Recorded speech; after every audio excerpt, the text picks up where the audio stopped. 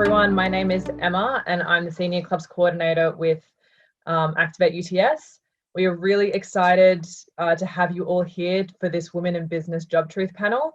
The point of this event is basically to find out more about your job field, and hopefully you'll uncover some myths and truths about it that you might not have known before. So it's really an interactive event.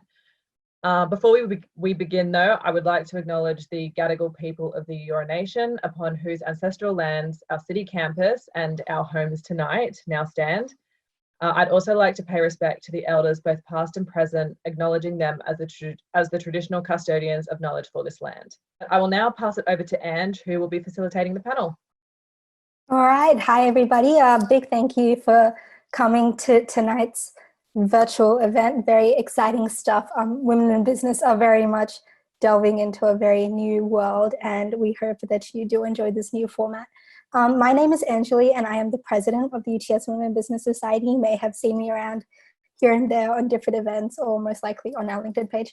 We do like to plug LinkedIn as much as possible. And today I'm here with Activate, who we've partnered with, and with the rest of my team to kind of give you an insight into the industries of the business world and the other worlds as well, and give you guys an idea of what exactly these industries and the jobs in these industries are like. I know from a student perspective, it can be you get a very interesting view of things. You get kind of the education view of them. So, you go straight from uni and you're told you'll learn like this and you'll do it like this, but you never actually get a true understanding of what the world's like out there. We can't say it's all, completely one way or another.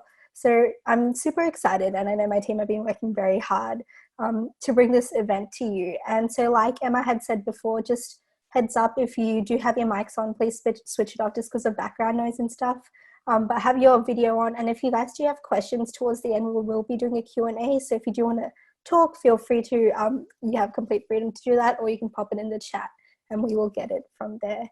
So we've got three incredible panelists here with us tonight. We have somebody from chartered accounting, we have people from consulting, and we also have communications and PR.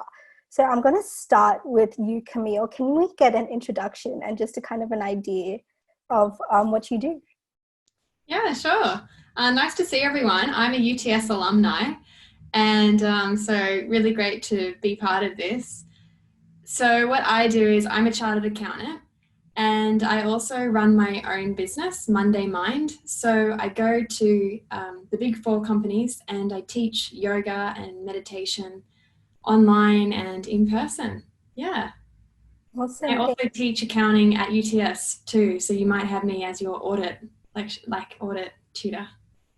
Perfect. A real UTS queen among us. And Louise, you next.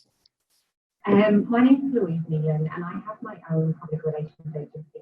So I've had my own business for about 14 years, and for the decade before that, I worked in public relations agencies in my native Ireland and here in Australia.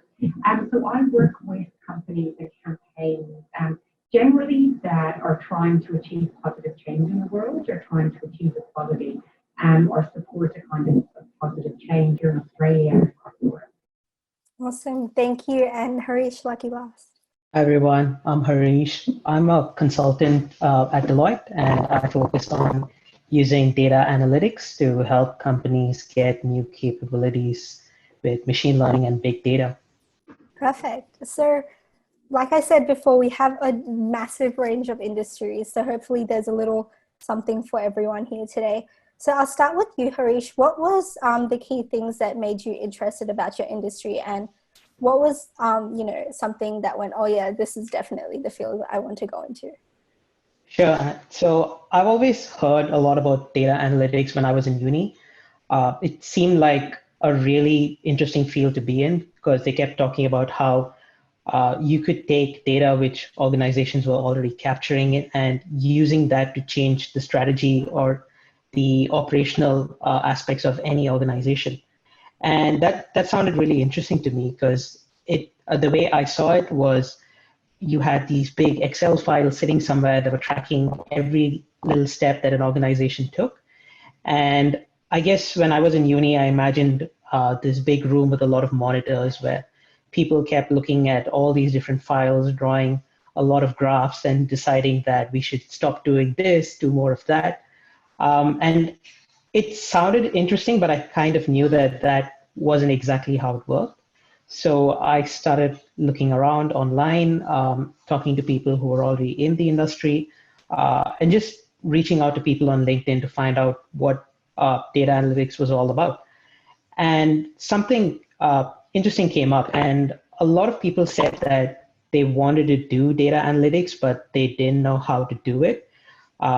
We had a lot of organizations where they said, we've been collecting information about what our users buy, what sort of websites they're visiting, all their personal information, but we don't really know what to do with it. And when we look at the internet, there are probably hundreds and thousands of different websites that want to teach you how to do it or want to sell you a product that can help you understand your data a lot better. And it kind of occurred to me that it looks like that was a big gap in the industry where a lot of people had this information and didn't know what to do with it.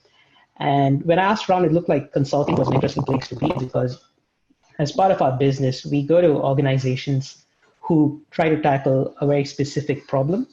And we have people with very diverse skill sets across technology, business, accounting, HR, change management. And what we do is we get all these people together, working on a common problem, offering very different perspectives from their background or from their experience across different clients. And with that information, we work together to help clients come up with better solutions that improve their organization. So it's a fun job doing something and then seeing smiling faces at the end of the day, knowing that you've helped the company perform better. Awesome. Thank you. And Camille, what about you? Tell us all about your career and what job you're in right now. Yeah, so my job right now is very varied. So I'm teaching accounting and I'm also like making yoga videos, helping people to relax. So I'm doing a lot of presenting and a lot of planning and yeah, a great big variety. Social media. So my friends are chartered accountants as well. They are doing a lot of analytics too, like Harish. And yeah, they have a big variety. So it's very different to what I thought. I thought that it would be Excel. But I'm using PowerPoint, I'm using like everything. So yeah, a lot of the subjects that you do at uni do relate, like it's really broad. Awesome. And Louise, lucky last, go ahead. Well, I first went to university to study media studies because I wanted to be a journalist. And then when I went to do my master's, I had a choice between journalism and public relations. And I decided to study public relations because it was closer back to my family. And what I really, really enjoy about it, I see myself as a business translator. So I work with companies across every different sector. So from advanced manufacturing or healthcare to IT. And often companies speak in their own language. You know, they have a lot of acronyms or they speak about their customers or the environment in a certain way. And I help them translate what that means for a person. So for example, I worked for 10 years with the banks. And when they were bringing out new products, I would help translate what that benefit really means for a customer. So how it will improve their life. And I try and do that sort of jargon free. So I love kind of being that bridge between a company and its customers or a company and the public, but also I help companies understand what their perception is in the market. So it's like, they call it a two-way model of communication, but I help tell people about a company, but I also help companies hear what the market is saying about them. So Louise, for your job, because I'm assuming you work with a lot of different clients and every day can be very different, without trying to make it too, one day is like this and another day is like that, can you describe what your day-to-day, I guess, work activities would be like? Absolutely. So yes, every day is very, very different. And my days tend to be quite deadline driven. So for example, if I'm sending out a press release for a company, I'll work back a couple of weeks ahead. So I know if I'm sending out a press release next Monday, by the previous week, I've got to have a draft done and it's got to be with the company and signed off. I'll also look at identifying which media that they should talk to, or actually look at which strategy is better. So if something isn't newsworthy enough, what are maybe social media channels that we could use to communicate? And companies have 100 different ways that they can liaise with people who are important to them. So I spent a lot of time writing. So writing press releases or company descriptions or website copy. But I also spend a lot of time strategizing. So really understanding with my client who they need to reach and what they need to say, and then figuring out what's the best way to do that. And then I also spend, which I don't particularly like, a lot of time reporting back. So that's quite key in our business, because if you worked in advertising and you bought ad space, you would see that result. A little bit harder to define when you get your outcomes. So I have to do a lot of reporting back to clients to show where our return on investment has been. So it's a huge mix of kind of everything that you're doing for clients, but it keeps it very interesting. Awesome. And Harish, would you say that consulting is kind of similar or different? Whereas are you more deadline driven, or is it, you have a bit more time to work on projects, stuff like that? Well, I think with consulting, one thing is that a lot of problems are very open-ended, since they don't know the right approach to tackle a problem. We rarely run into a scenario where we're working on a small piece of work.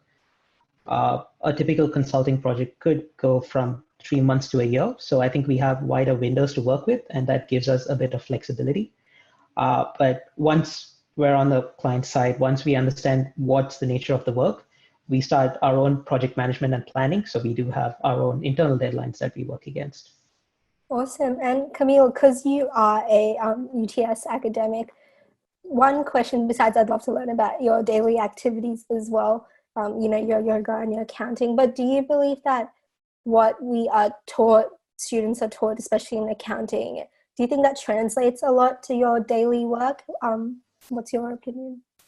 Yeah, it does. I think sometimes at uni, the excitement's taken out of it. So it's sort of like an abstract problem. It's like ABC company is doing their bank reconciliation, and so the excitement's not there.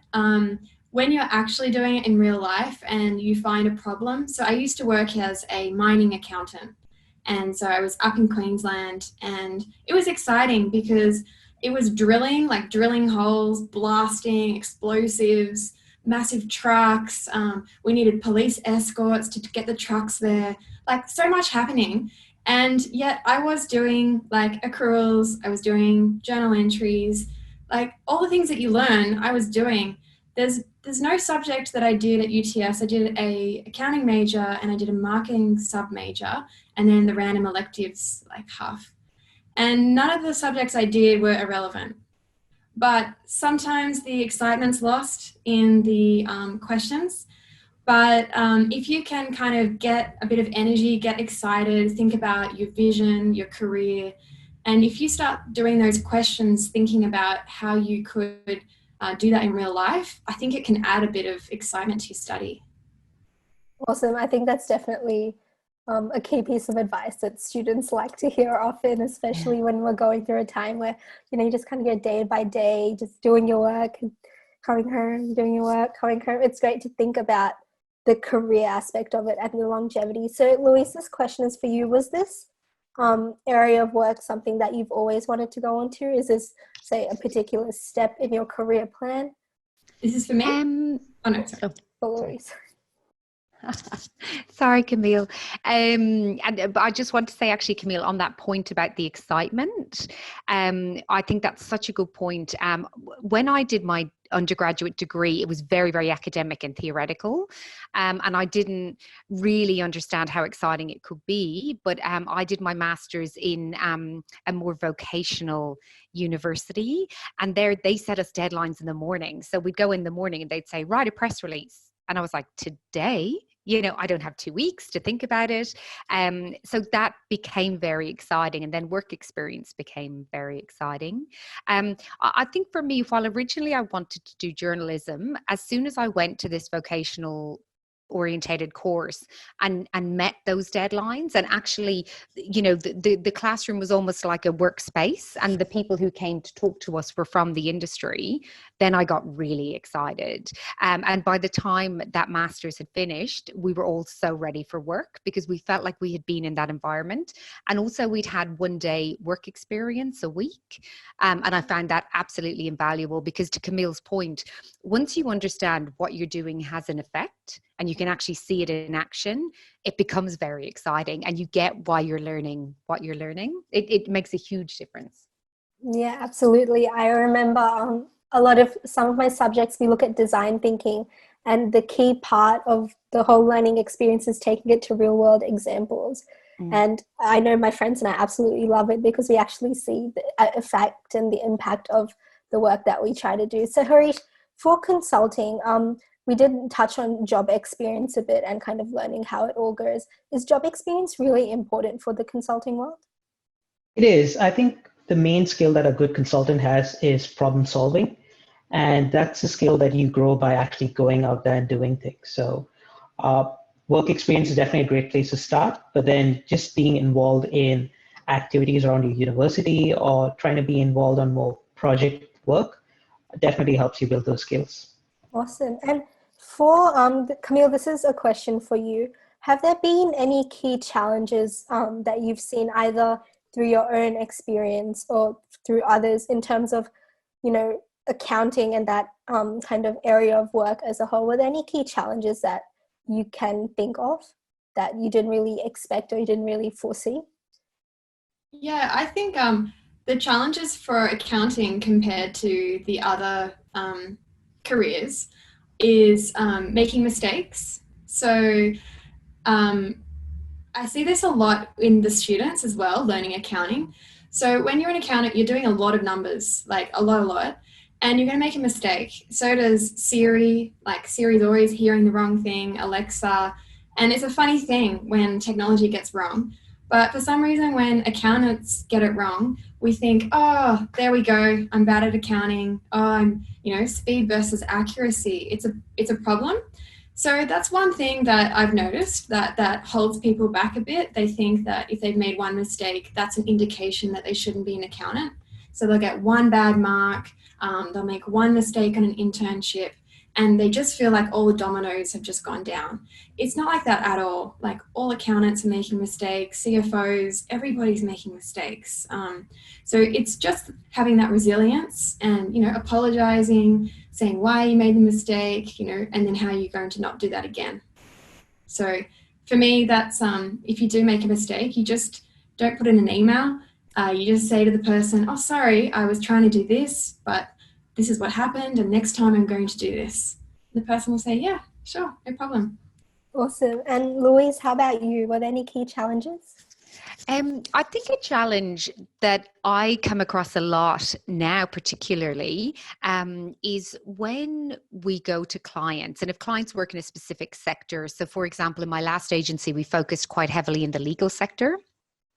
And we would go in to meet lawyers, and they would say, oh, you're just PR people. You don't understand the law. But we actually had made a point of hiring lawyers to work with us who were interested in PR and communications. So when we would go into a meeting, I would say, well, actually, my colleague has been a tax lawyer for X amount of years, and she could talk to them in their language. So I think if I had my time over, I would probably actually have done an undergraduate business degree or something that gave me a wider insight into business, because I think the communications you can learn and the process you can learn. But if you can actually understand why a business works this way or a little bit more about the industry sector, I think you can add a lot of value. So I would say to anybody who's listening in and participating tonight, if you are interested in communications, you don't have to have done a PR or a communications degree. Like, often I find it more interesting when people come from different sectors. Do you, Louise, I just wanted to follow up on that. Mm-hmm. Do you find that a lot of the people that you work with are from a range of different say, industries besides your clients, say, like, say your internal team? Do you find that they're all from, say, different degrees and different industries, things like that? Interestingly, in my previous agency, they weren't. That was like the biggest PR agency in Australia, because they tended to hire from one specific communications course. So they were quite narrow in their viewpoint. When I set up my own agency, my last agency, Calidus PR, I deliberately recruited anyone but PR people. So, I recruited people from banks, for financial services. I recruited lawyers. We had some people from government. So I actually kind of went out of my way to recruit differently. And I really enjoyed that, because everybody brings something so different to the table and they think differently. So I guess that's what I would say to people as well. Like, just because you're doing a certain degree, it doesn't mean that your career pathway is kind of stuck on that, if there are different interests that you want to explore. Absolutely. And Harish, in the consulting world, is it similar in the sense that you don't expect all your team members to have, say, the same degree? So business majoring in finance or economics or things like that? Yeah, I completely agree with that. Most teams in consulting are fairly diverse. We try to encourage that simply because you want to have diverse thinking to tackle some of these complex problems. In some situations, we found that having too many people with the same background, often you end up hearing the same idea, just coming out in different words. But then when you start bringing in people from tax, from HR, or from marketing, they often have a very different view on how to approach a problem. And we found that collaborating with these diverse groups really helped us tackle some really hard problems. Awesome. And for the consulting world, I know that a lot of students find it a bit daunting, or, especially if you don't know a lot about it. So can you describe, say, your daily routine, or, say the year that you work with the client, what exactly that whole process is like? All right. So when we start any project, it typically starts with a client coming to us with a particular problem. Case in point, if you pick any of the telco companies in Australia, they're having a tough time with COVID response, because you have certain suburbs which have too much network traffic. You have certain suburbs which have a lot of equipment, like the CBD, which have no traffic all of a sudden. So these are problems where you have a lot of variables. You can't really move all the infrastructure across, but you could move people, you could change some aspects of it. So a client typically comes up to us with a problem statement saying, hey, we're hoping to solve this problem. What do you think we could do? And that's where my team comes in. We send one person from each department. So you probably have one or two people from analytics, some people coming in from strategy. And we spend about a week workshopping the problem itself to really get a better understanding of what's happening and what the client wants to see.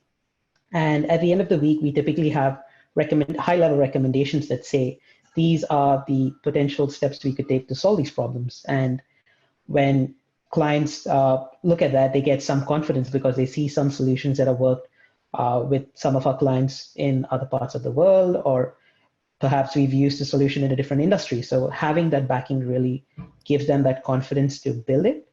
And once they think that that's going to solve their problem, we get commissioned in to come in and actually help them build that. Awesome. And for consulting, are the timelines for projects similar, or do they all depend on the client itself? I guess that would also depend on the industry. So we have a lot of telco projects that are quickly, rapidly changing, because telcos want to try new initiatives or sell new products.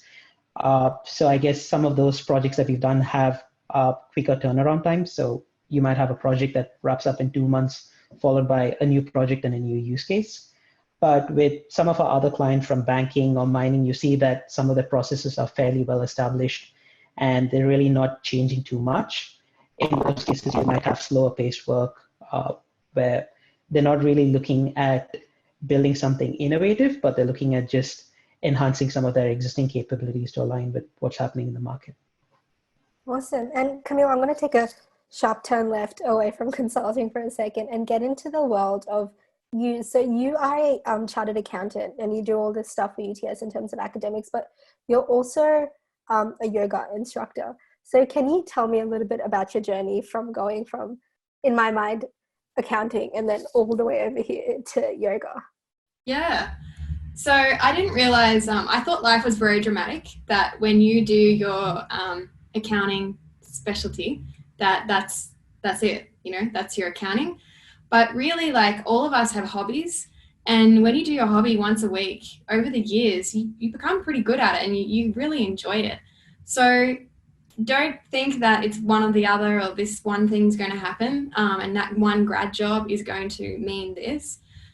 So what happened for me is I did my UTS Bachelor of Accounting, and then I did my CA straight away, which I'm so grateful for, because I think it's really cool to do technical early, because then you can have those skills like at the beginning of your career.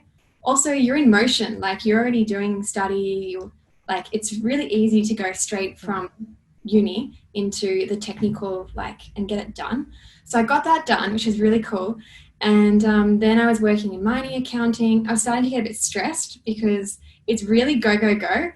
And so then on my annual leave, I went and did some yoga teacher training and some meditation teacher training.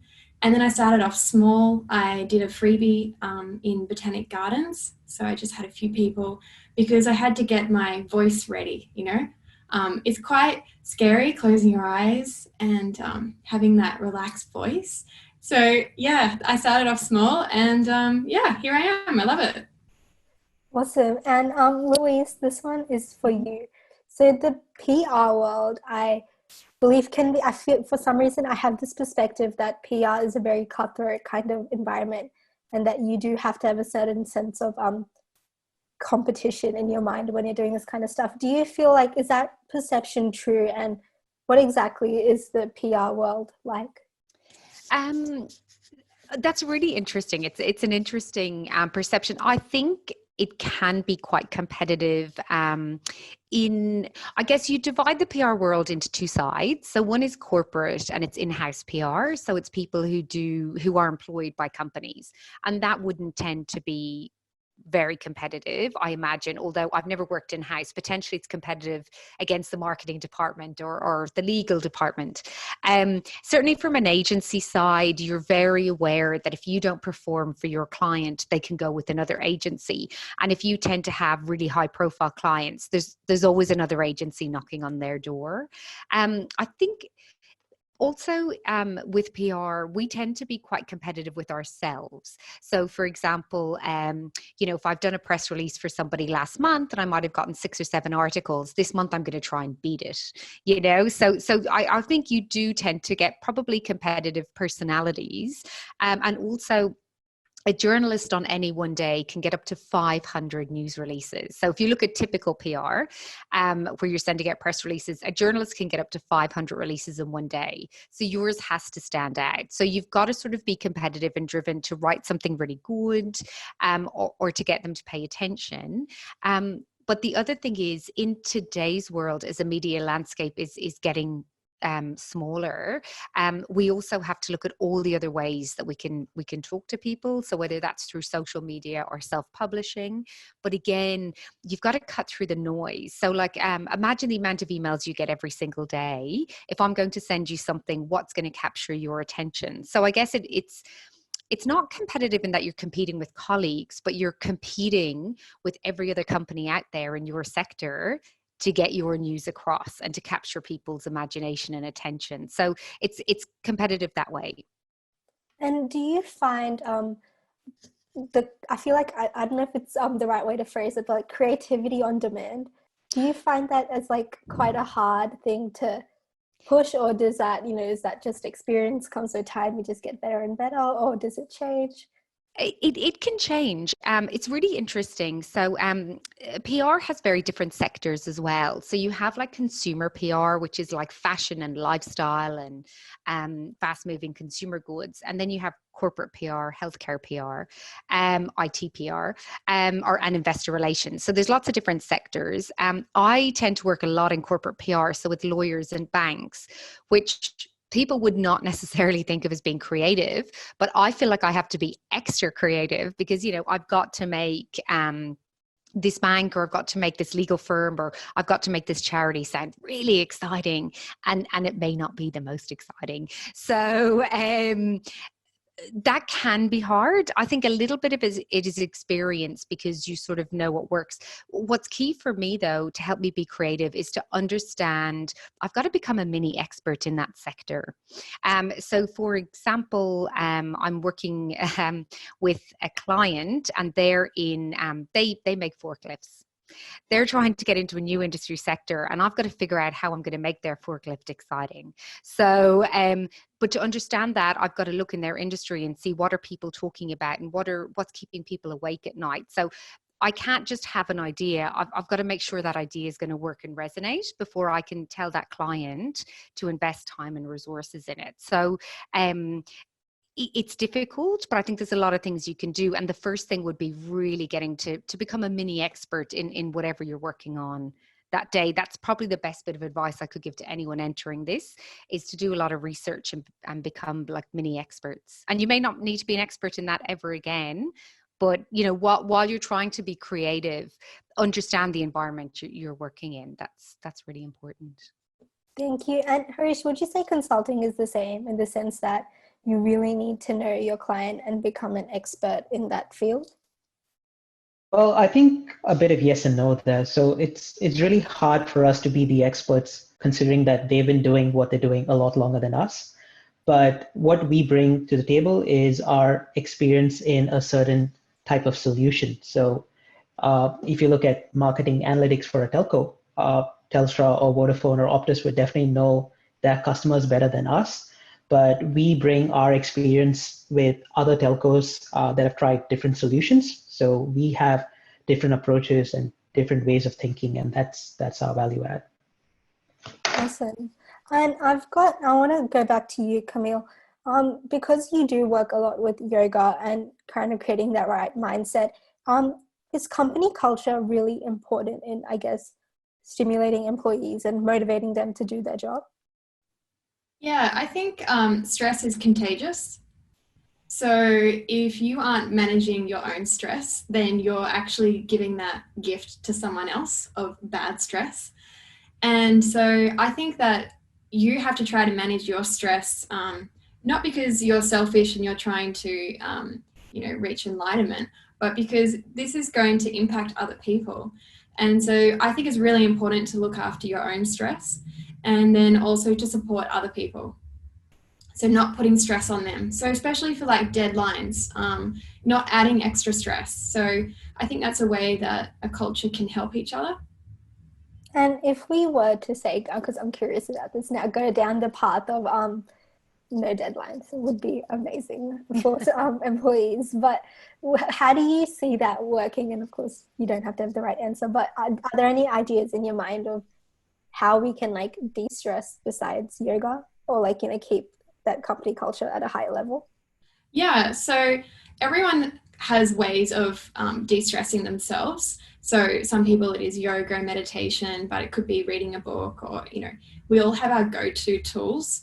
And so I think that it's often through communication. So when people communicate, if you can articulate how you're feeling, like very succinctly, being able to articulate what you want and why, that can really help the boss and also the employee. So my job is I come into companies and I help the boss, like what goals do you have, what business goals? And then the employees, what are they feeling? What can I do? Because I want both to win. And so I come in with some fun stuff, some fun tools, and some ways of stretching out, relaxing, kind of undoing some of the tension. But really, because I'm a chartered accountant, I'm sympathetic towards the business and also to the employee. And I think it can be win-win. Awesome. And Louise, for you, for the PR world, do you find that in terms of communications, obviously the most important part of communicating their message, do you find that it's quite hard to sometimes, keep levels of stress at like, I can't say there's a normal level of stress, but Yes. a subdued level where, everything isn't too intense because, you know, communication can be a bit messy at times? Yes, so I've been working in it for about 25 years, and I still don't think, Camille, I want you to come and help me. I still don't think I've managed the stress thing very well.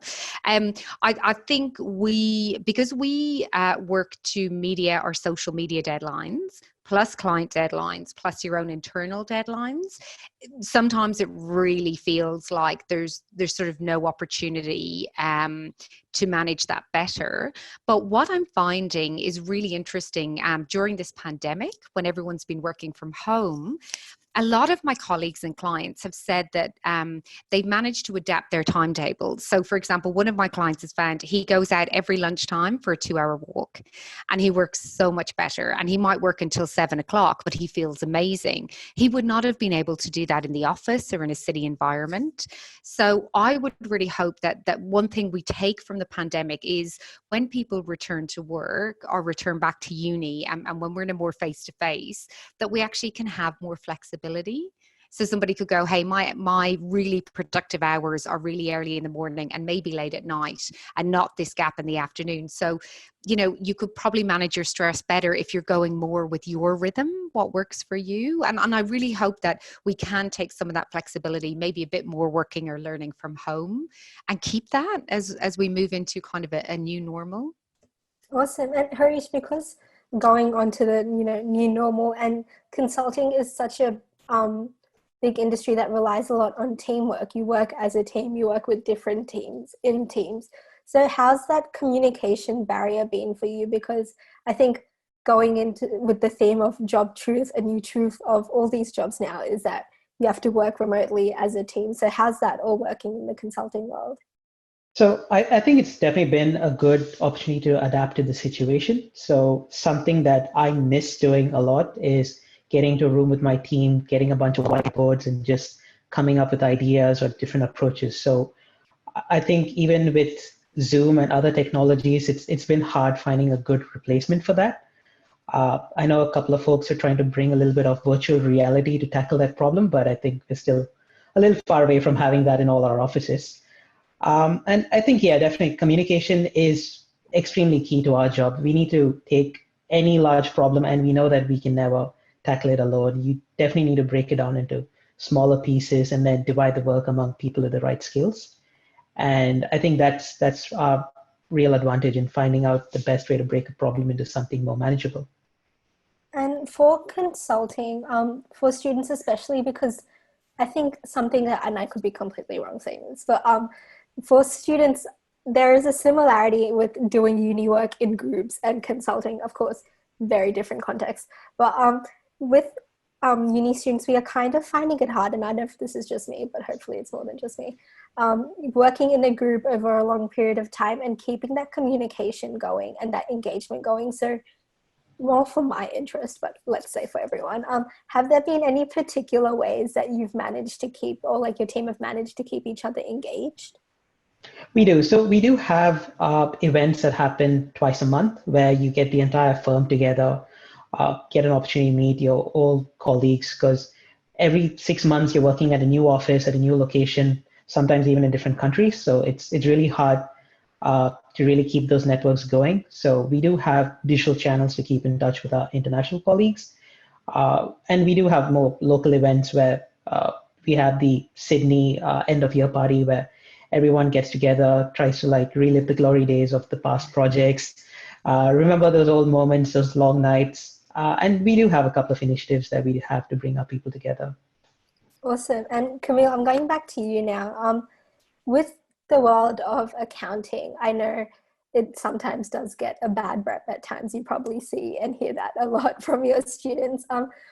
Let's go into like busting the myths of the jobs, and more particularly the slightly negative myths of the job. Say maybe one or two things that, feel free to give stories, by the way, we want to hear the stories. One or two things that you went, oh wow, that's definitely not what it was like when I'm doing accounting. Or if you want to go into yoga as well, we're down to hear about that too. Okay, yeah, so I think a lot of people think accounting can be same, so like you're doing the same thing regularly. But I'd have to say no, no more than any other job. So there's no perfect job, otherwise everyone would be doing it. So there are some techniques that you have to keep doing. There is some regularity, but no more than any other job. So I would say that's one myth, that you'll be doing the same thing again and again. If you are, you just quit, get a new job, like if you are. So I think there's so many environments you can go into, so many different industries. I really think when you start your career, you need to get skills. So for me, I like hoarding skills, and I don't really care too much about positions or job titles. I think it's best to get skills, and then once you've really mastered a skill, you move on to the next one. So that's something you can do in accounting. There's lots of different specialties as well. And it's not going to make or break your career. If you want to be in audit but you're starting tax, it's still okay, like there's time. So you can hone in on the industry that you want to be in, and you can also branch out later as well. So I thought when I was at uni, it was like, oh no, if I'm not in this department, like how am I ever going to get there? It's not like that at all. Yeah. Perfect. And I think that's something that students tend to forget, that, you know, just because you are in this one degree doesn't mean that the jobs associated with that one degree will be what's offered to you. It's all about building skills, building your extracurriculars. I 100% agree with that. And Louise, PR, tell me some myths, stories as well. We want to hear it all. Well, I mean, there seems to be a myth that it's very glamorous and that there's lots of parties, and that does not happen, particularly in the corporate sector. There's certainly a consumer element where in the past there has been very fabulous parties, but, you know, in healthcare PR, for example, they work with pharmaceutical companies up to 5 years before a product's launched. In corporate PR, we can work with the CEO, or we work with lawyers, or you know, it's all quite serious. It can be quite serious. So definitely that myth of it's a bit glamorous and it's all ab fab and there's lots of champagne is unfortunately not true. So if anybody's looking for that, it's probably not the right space. I think another sort of myth as well is that it's very similar. So as I have mentioned, corporate, consumer, healthcare, IT, they're very different, and their methods of communication are really different. So if people are looking at getting into PR or marketing, I would advise trying to get some work experience, or even beginning your career with a general agency that covers all of those sectors. Because you may think, oh, I want to do consumer, I want to do IT. And then you get into it and you go, God, it doesn't suit me. It isn't for me. I don't enjoy it. And then you can move around and figure out what you want, because really the best thing that you can be in this industry is a specialist and know a lot about the sector. But I wouldn't advise doing that straight off. I'd get a bit of general experience first, because often you don't know what work is like until you're in it and you're doing it every day. So I think that's something to understand, that every sort of sector of PR is quite different. Also, PR and marketing are quite different. So if there is a way to get a little bit of experience across both, that will be good. But yeah, it's a bit of a hard slog. So just not as glamorous as the TV makes it out to be, or as my mother thought it was. But yeah, it's still fun, but yeah, a little bit more serious. I mean, I feel like you've reached your goal when you do get invited to the fancy champagne parties, and it does get a bit glamorous. Totally. And Harish, what about you? A few myths about consulting that, you know, have been busted in your time?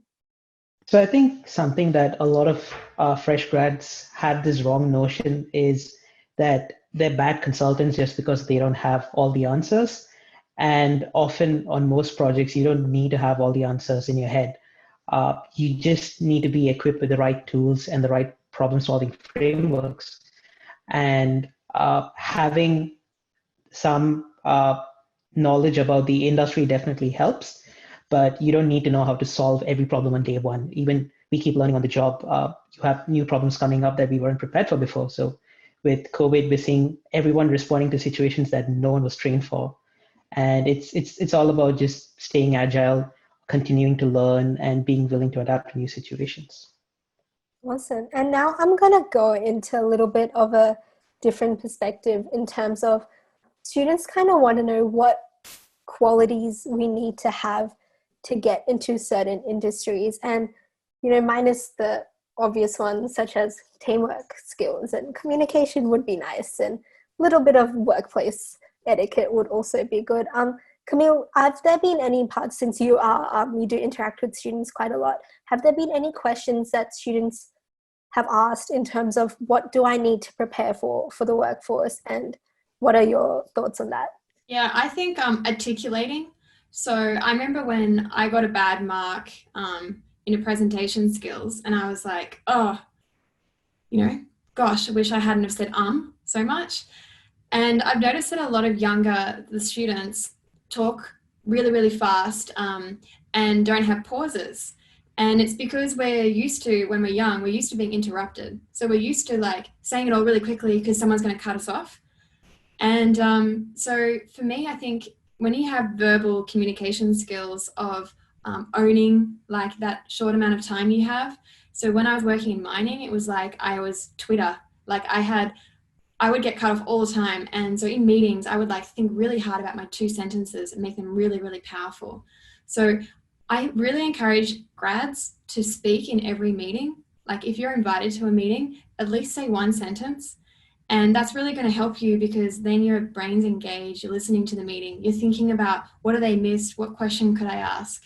So I think that can really help in getting your confidence, because communication and presenting is something you're always going to be doing and you're always going to be improving on. You never hit it. You never like, yes, that's it.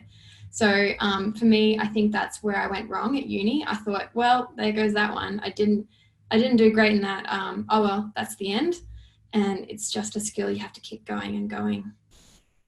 Awesome. And Louise, what about you? What's something that you think students should look out for? Oh, I think to add to Camille's point, it's those soft skills. So being able to communicate, but also interpersonal skills. So being able to listen to feedback, being able to be a team player, while also being able to work autonomously. I used to work with one of the country's biggest recruiters, and what they used to find a little disconnect was graduates were coming, and they were excellent graduates in terms of the hard skills. So everything you've learned on your course, but they weren't work ready because they just didn't quite have those soft skills. So companies felt that they couldn't fit them properly in teams or in front of clients. So I think that's really important, as Camille said, your communication, but also that you can listen, and that you can sort of think in a meeting. So I know obviously with study, you've a lot of time to reflect and answer questions, but just that you can think a little bit faster on your feet. Thank you. And Harish, lucky last. I think I'd say presentation skills. Often you have a lot of challenging problems that we're solving, and you might have really complex tools to solve it, but if you can't explain it in a single slide, it's really not going to communicate what you're trying to say. I think the biggest takeaway from a student perspective is stick to the word limit, stick to the slide limit, and stick to the time limit with assignments, guys. 100%. I feel like it should, fingers crossed, hopefully do us better in the future. Now, this wouldn't be a Women in Business event without asking the hard-hitting feminism-like questions. So, get your tea ready, ladies. Camille, this one is for you. We'll go to Camille and then Louise after this. With your industry, Camille, accounting, what's the gender kind of disparity like there? Do you see a lot of, females, or is it majority male? What's the whole? Yeah. I mean, I haven't Googled it. I don't know the exact number, so I just have a feeling.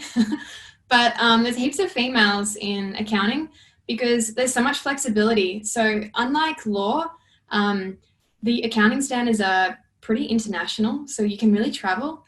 Also, the great thing about accounting is that you can take time off, you can disappear for a while, come back. The accounting standards haven't really changed that much. There's amazing flexibility. That's why I chose it. So my sisters and my mum are lawyers, but I went accounting because I could travel, I could take time off, I could work 1 day a week. Options are endless. And so I think from teaching, the gender balance is maybe Amy, Carolyn will have some ideas, but it's pretty easy to be a female accountant.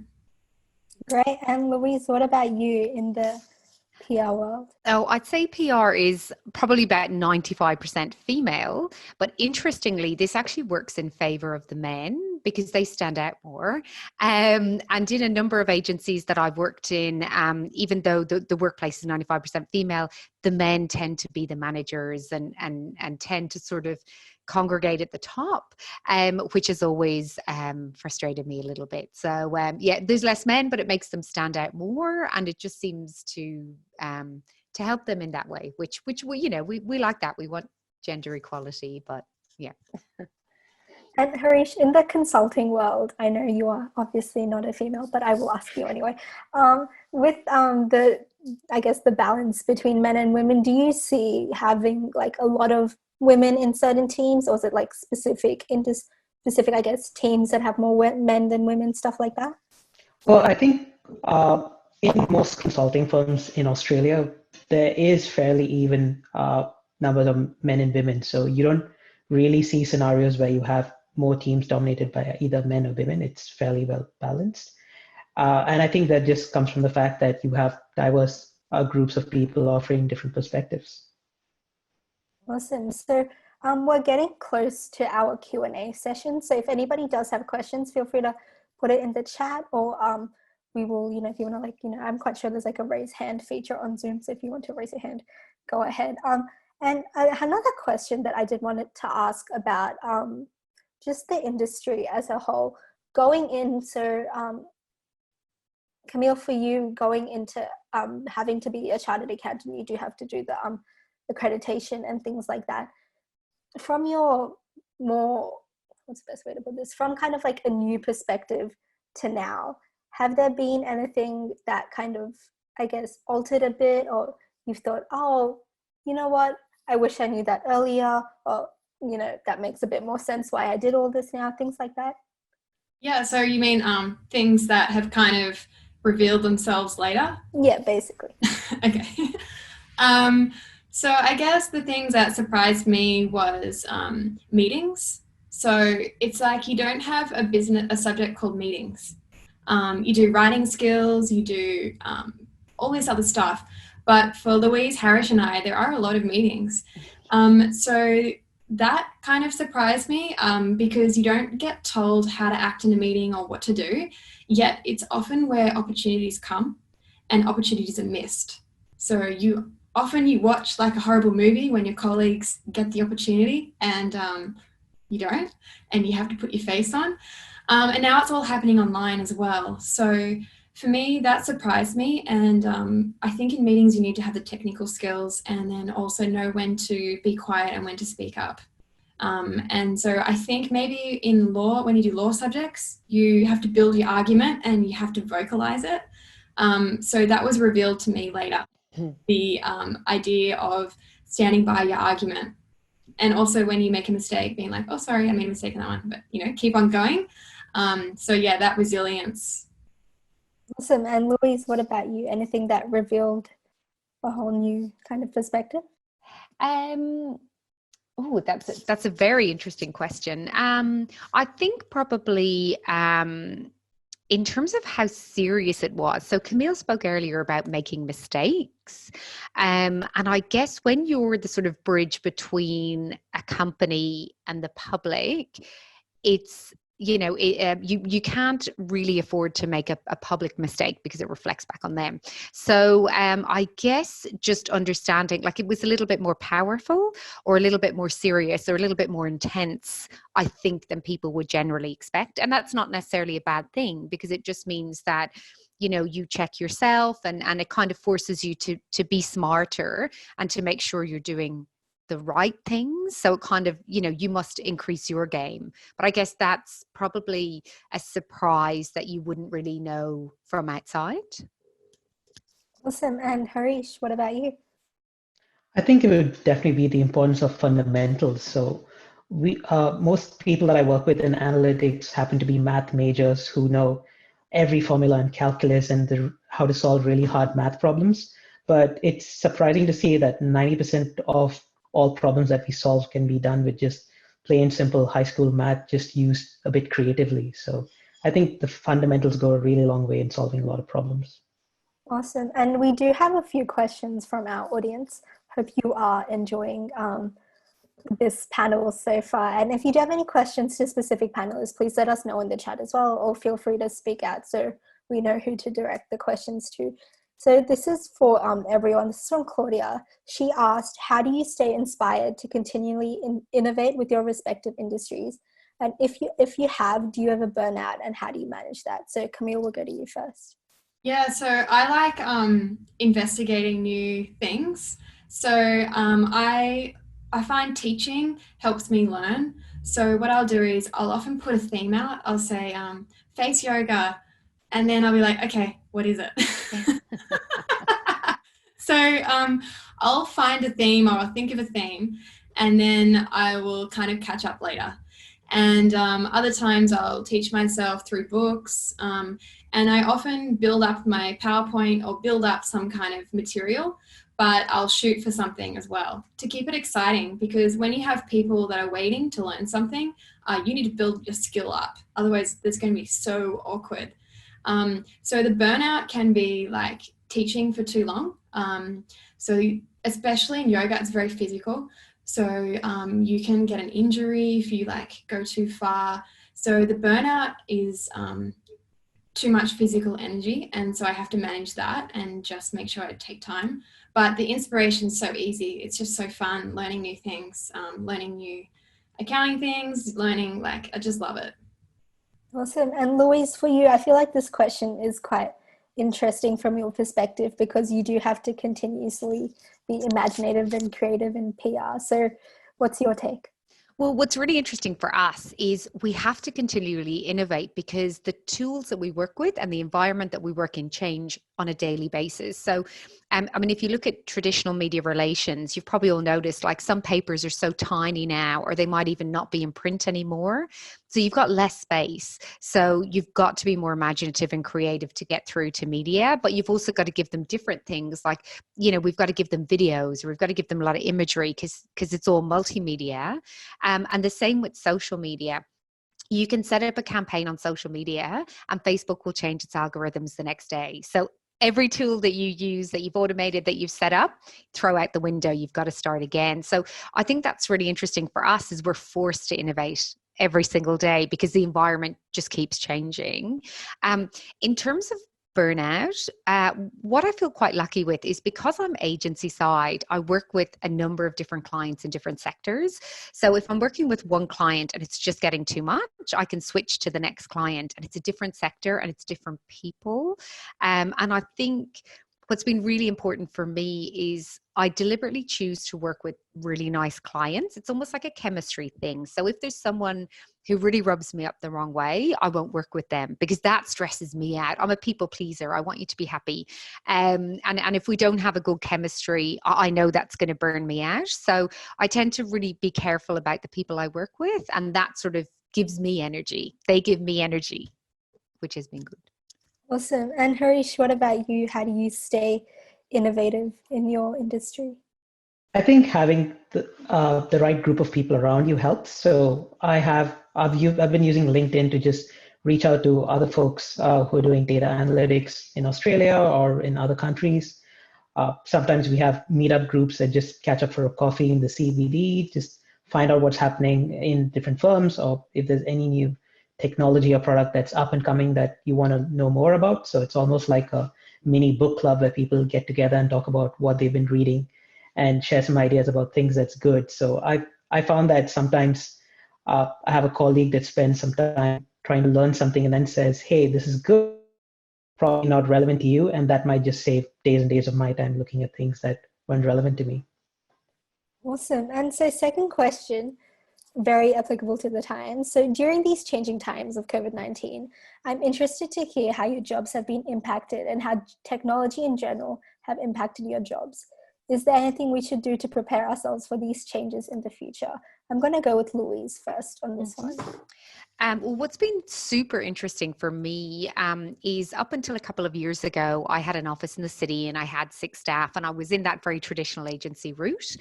And a couple of years ago, it was getting very stressful. So I decided to start working from home. And people didn't take me that seriously. I felt in terms of my friends and my network, they're like, oh, you're working from home. But what I love is now everybody's working from home. So they realize that you can, and you can do just as good a job and sometimes better because there's no distractions. I tend to find I do much more creative work being in my own space.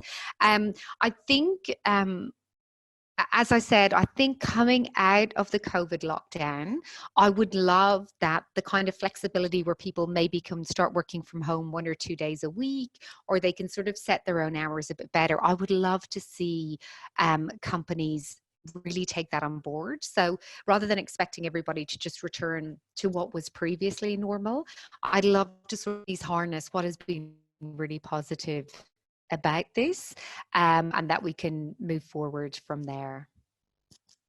Awesome. And Harish, I feel like this one is also quite applicable to you being in the tech space. How has COVID-19 impacted your job and vice versa?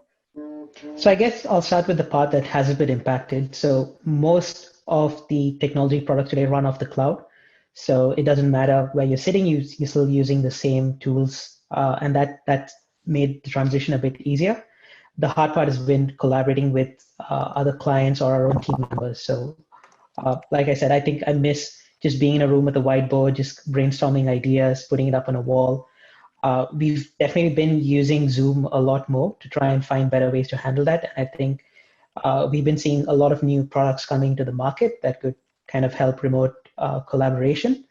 But I think we're just getting used to the fact that things are going to be different moving forward. So we are just finding new ways to adapt to the situation.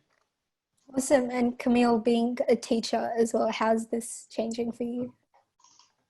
So for me, I do a lot of public speaking, and so now instead of going to conferences, I'm doing webinars and e-conferences. So I'm kind of moving from in-person classes for yoga and meditation, and then also I teach data analytics, so I'm doing that online too. So really specializing in Zoom, Instagram. I'm doing some sort of influencer posts and stuff, which is quite funny. I never thought an accountant would be an influencer. So, it just shows that anything happens. Awesome. And this entire panel has been quite interesting to learn how things are going with COVID. And I think students are quite interested in knowing, what the future will be like. So Harish, this question is for you from Teresa. She said, you mentioned that consultants can be people from diverse backgrounds, but of course, analytics and problem solving skills are essential. Are there courses that one can take online to build the skills necessary to be a consultant? What are your recommendations as far as these go for someone who has no background in this area? All right, that's a good question. I would say for the hard skills, there's definitely a lot of courses on Coursera that teach you about the different technology components or some of the business side of things like marketing and sales. With soft skills, we found that it's harder to really learn that online through a course. You really pick up that experience by going out there, participating in events and activities. And I remember once we did have a grad who came in who said that she was just involved in a couple of organizational work around the university, just planning events. And we said that's exactly what we look for, because you need to think about how to consider other people's requirements and start building something that works for everyone. And it's just these small things that add up along the way. So don't worry about trying something new. It's just having the right mindset to tackle those problems. Awesome. Thank you, Harish. And we had a question. I actually got another question in the chat. Oh, yay. This is getting exciting. This one's from Dua. Hey, Teresa. She's from a student, but she's used Udemy. So this is for everyone for, just overall educational purposes. So there are heaps of platforms online. And for extra help, I know that Harvard is doing a lot of free courses online as well. So definitely do check that out. And I'm a big believer in building your skills as much as possible. So yeah, and we do have another question, and it was talked about in the chat a little bit. What advice would you give to students who want to start their own business? So Louise, we'll go with you first, if that's all right. I would say absolutely go for it. So don't presume that you can't do it. I was approached to start a business when I was 23. And I said, I don't have enough experience. And then when I finally did when I was 30, I was like, why didn't I do this years ago? I think pick something that you're good at.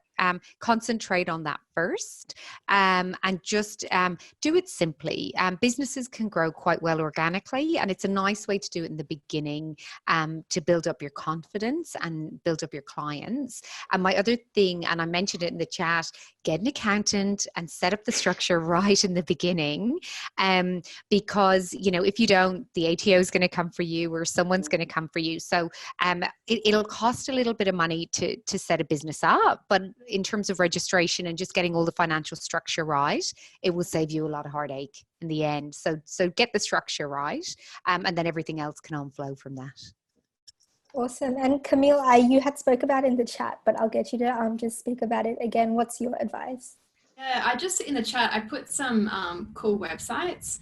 I was surprised how cool they are. So it's called Strategizer. It's a website based on a lot of design thinking, and I've used every free tool there. It's amazing. They have these test cards, and basically it's like undoing your blocks. So, you think, I can't do that, I don't have this, and you can just like unblock yourself. So Strategizer, Squarespace, connect up your business to Xero as well, Xero accounting system. It's really easy. And when you do your own accounting, it's really exciting, because you're doing journal entries on yourself. And if I had done that at uni, when I was doing accounting standards, if I had thought about my own business and thought about the journal entries, I could have learned so much quicker. So yeah, definitely start your own business. I put just advertise or just concentrate on one social media channel, because it's really hard to do regular on a few. And start off really small, have a few, give your product to friends, just start really small and get some feedback and keep going, never quit. Awesome. And we do have another question from the chat. How would you match natural conversations with business and not combine it with the old tourism sector? So this is from Isabel. Does anybody, we'll go with Camille first. You're not in a lot, so I'll go with your answer first. Yeah, I think that's a really interesting question, because with conservation and sustainability, that was really growing, and especially with the bushfires, there was so much interest in conservation. And now we've got this extra problem with coronavirus. We're having to put cling wrap over the ATM machines, single use. And so we're using a lot of plastic to protect our health. So also we're not using keep cups because of the health dangers. So I think this is a real turning point as we try to manage health and also the economy. So in that question Isabel had about the old tourism sector. So I think we don't have the answer yet. And I think people are trying to balance that, the economy with the nature, and then also the health. And so I don't have the solutions yet, but I think this is a great opportunity for students to go into. It's not something that will go away.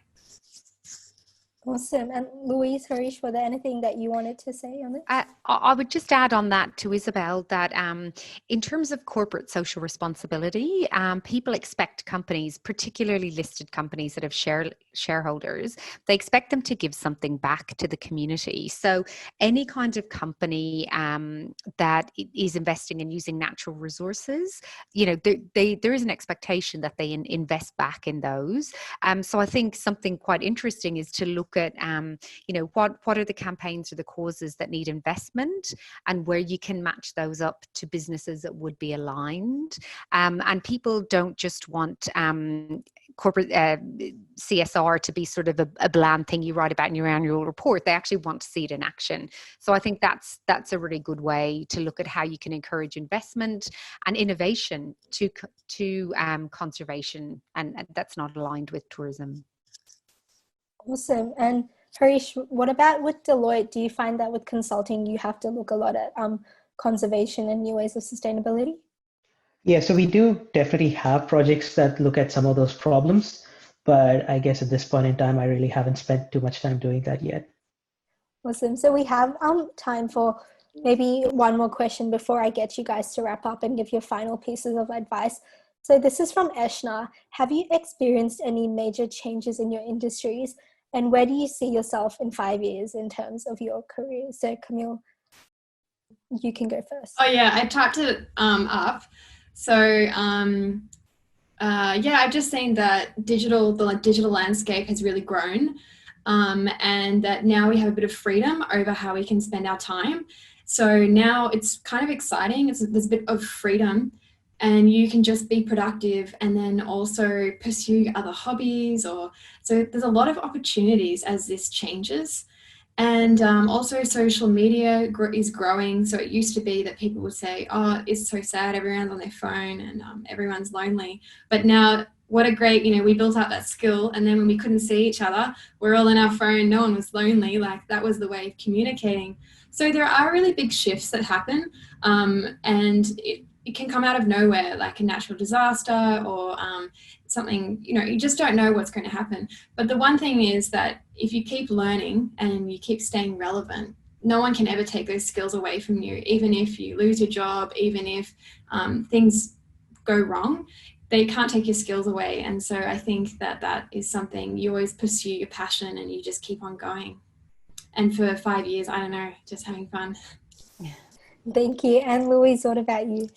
I think our industry has totally changed in the last 5 years. So, 5 years ago, it was all about press releases and getting coverage in newspapers and television. And because that environment has shrunk so much, we've migrated to digital marketing, self-publishing, social media. So that will be really important for anybody thinking about PR and marketing, that they have a digital element to their skill set, because that's really where everything is focused now. 5 years, I would like to be strategizing and consulting on some incredible not-for-profit campaigns around the world.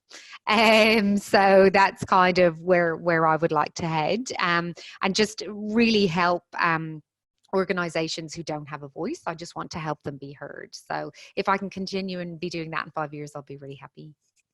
Awesome. And Harish, lucky last, what about you? So I think with analytics, even a year sees such rapid change. You see new technologies, new products, new algorithms coming in. I think something that I'm hoping to see come into the business is more artificial intelligence.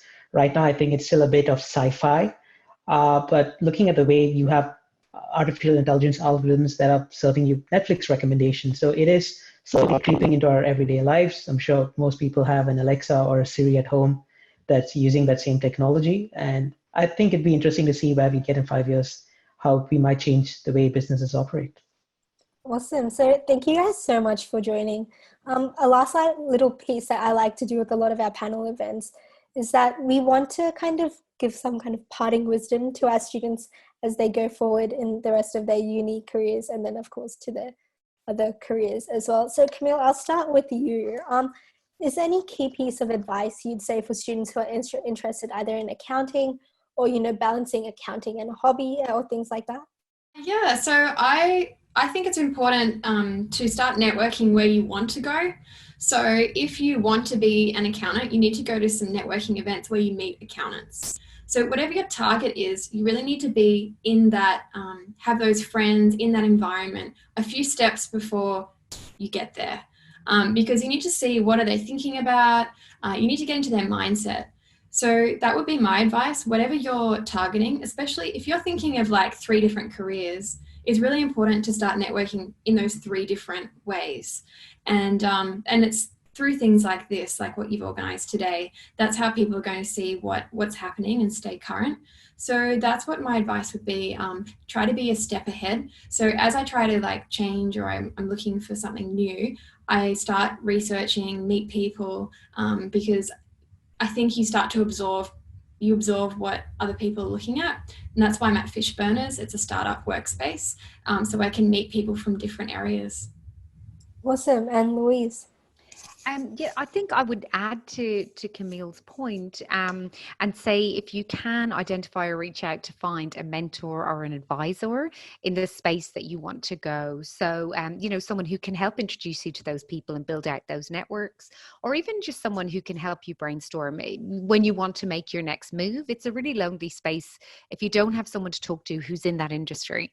And the other thing I would say, and particularly, maybe focused a little bit at women, is just know your worth.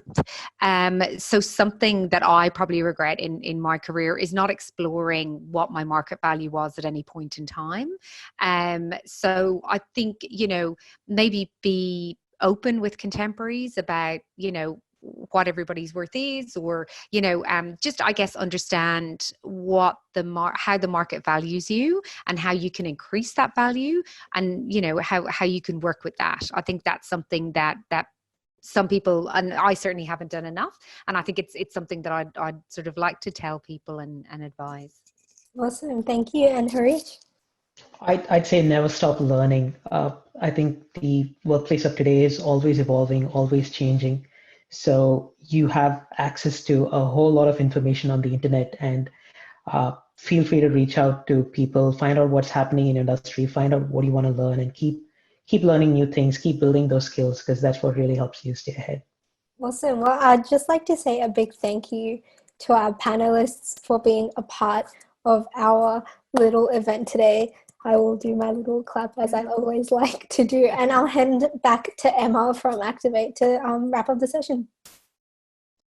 Thank you so much to all the speakers that came tonight, and a big thank you to Ange and to Lizzie for helping to organize the panel as well. Thank you so much. And Camille and Harish, very interesting insights. And I think everyone here learned a lot. So just want to say a big thank you. Thanks, everybody. Bye.